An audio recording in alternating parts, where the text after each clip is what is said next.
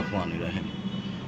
দেখেন যে ইসলামী organisation OIC, এই ইসলামী অর্গানাইজেশন ওআইসি 1966 সালে সৌদির বাদশাহ ফয়সাল বিন আব্দুল আজিজ, প্রিন্স আব্দুল আজিজ এবং মিশরের আনোয়ার ইব্রাহিম তারা চিন্তা করলো যে মুসলিম বিশ্বের জন্য নতুন একটা ইসলামী গবেষণা কেন্দ্র এবং ইসলামী রিসার্চ কেন্দ্র তৈরি করা এবং মুসলিম ভীত সংগঠনগুলোকে একত্র করা। আপনার দেখেন যে ইসলামী সংগঠন ওআইসি তার ইসলামিক ধারণা এবং দেশগুলোকে কতটুকু ঐক্যবদ্ধ তৈরি করতে পারতেছে। আপনি দেখেন যে প্রিন্স সালমান বিন আব্দুল আজিজ 1966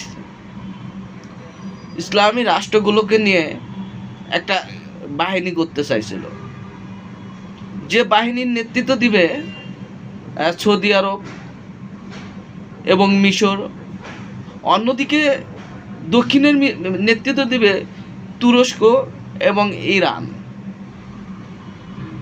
অন্যদিকে হলো আপনার দিবে হলো এই আরব আমিরাত, ইয়ামেন, কাতার,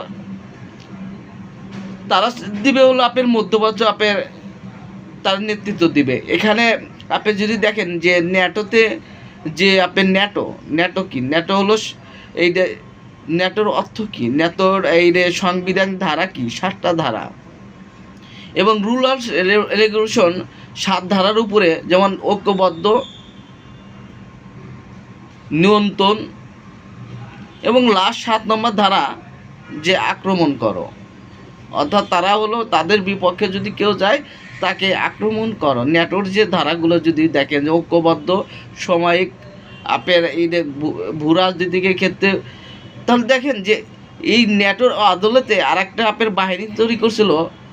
এই যে তার স্বপ্ন ছিল প্রিন্স সালমান বিন আব্দুল আজিজ, ফয়সাল বিন এই আব্দুল আজিজ, তারাও একটা ইসলামিক রিপাবলিক গঠন করতে চাইছিল এবং তাদের একটা সেনাবাহিনী হবে। এই সেনাবাহিনীর নেতৃত্ব থাকবে সৌদি এবং এই কিন্তু গত 50 বছরেও সেই স্বপ্ন সফল হয় নাই। আপনি যদি সৌদির প্রিন্স ফয়সাল বিন আব্দুল আজিজের স্বপ্ন, সেই স্বপ্ন